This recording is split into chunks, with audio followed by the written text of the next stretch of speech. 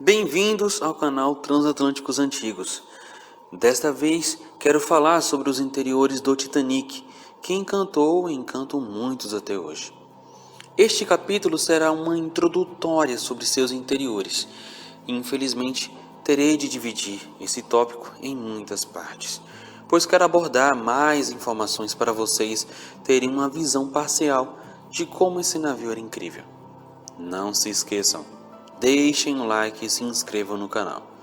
Assim, vocês receberão mais conteúdo. Se o tamanho do Titanic não impressionasse em seus passageiros, o seu luxuoso interior certamente o faria. O interior do Titanic costumava ser comparado com um palácio flutuante, contendo alguns dos melhores exemplos de artesanato e design de interiores já vistos em um transatlântico.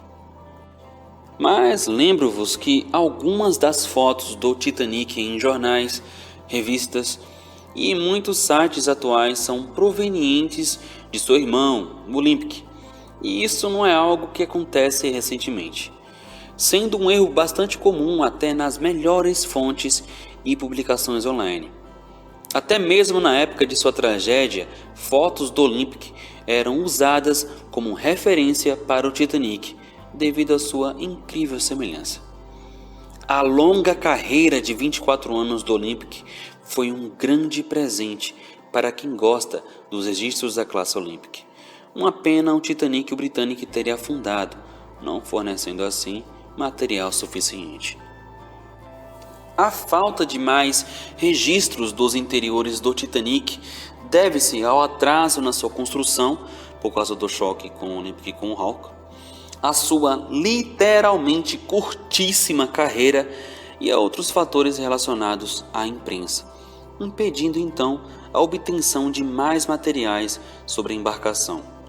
Hoje, para termos um vislumbre sobre seus interiores, recorremos a plantas, a registros do seu irmão Olympic e registros dos construtores sobre cores, entalhes e etc. Mas posso afirmar que fotos do Olympic servem em alguns casos como uma ilustração dos interiores do Titanic, sendo usadas até mesmo por James Cameron em seu precioso filme.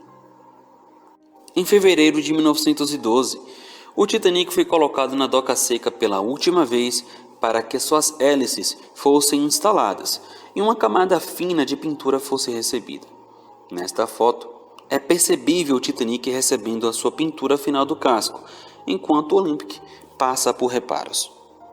Durante esse tempo, as adições finais foram feitas ao Titanic antes de seus testes no mar, para que sua viagem inaugural ocorresse em abril.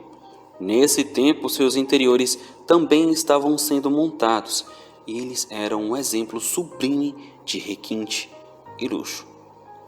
Ele era composto por vários conjuntos de estilos e elementos decorativos.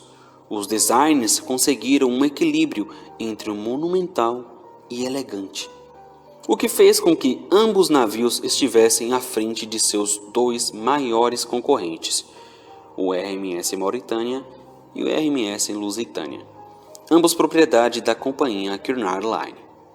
As instalações para os passageiros da primeira classe a bordo do Titanic tinham como objetivo atender os mais altos padrões de luxo da época. Como na maioria dos navios da época, as instalações da primeira classe eram localizadas na parte central do navio, onde as vibrações e o balançar do navio eram minimamente sentidas. A primeira classe abrangia desde o convés dos botes até o convés E, enquanto que a maioria dos outros convéses possuíam acomodações da segunda e terceira classe, devidamente isoladas umas das outras. Mas o convés A era uma exceção, uma vez que continha apenas instalações da primeira classe. Nos outros convéses, A primeira classe ficava no centro do navio, a segunda classe ficava nas bordas e a terceira classe se localizava na proa e na popa, onde o barulho e as vibrações eram mais evidentes. As classes eram rigidamente isoladas e era proibido passar de uma classe para outra. Haviam placas nos acessos que indicavam aos passageiros que eles eram proibidos de frequentar determinada área. Era quase impossível, por razões sanitárias, um passageiro da terceira classe entrar em contato com a primeira classe. Porém, as barreiras entre a primeira e a segunda classe eram mais flexíveis. Falando resumidamente sobre a ponte de comando, ela ficava no alto da superestrutura do navio e era o centro de comando da navegação do Titanic. Durante um tempo mais frio, o timoneiro se mudava para a casa do leme, pequena e aquecida, que continha um timão adicional, uma bússola e um painel de telefones que ligava a ponte às estações importantes ao redor do navio. Uma dessas estações era o cesto da Gávea, onde Frederick Fleet, sem ajuda de binóculos, avistou o iceberg às 11h40 da noite de 14 de abril de 1912. Após tocar o sino 3 vezes, anexado ao cesto da Gávea, telefonou para a ponte e exclamou: "Iceberg, logo à frente."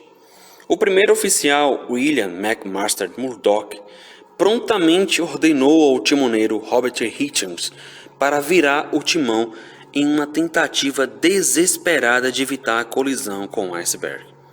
Nos próximos 37 segundos, a proa do Titanic virou 22 graus para bombordo e afastou-se do iceberg o suficiente para evitar uma colisão frontal no gelo, mas não o suficiente para impedir as perfurações fatais em sua lateral. E esta foi a primeira parte de muitas que virão acerca dos interiores do Titanic. Quis dar a vocês uma introdutória, mas nos próximos vídeos estarei falando mais especificamente sobre seus interiores. Eu espero que vocês tenham gostado do vídeo. Não se esqueçam, deixe um like e se inscrevam no canal. Assim vocês estarão recebendo mais conteúdo.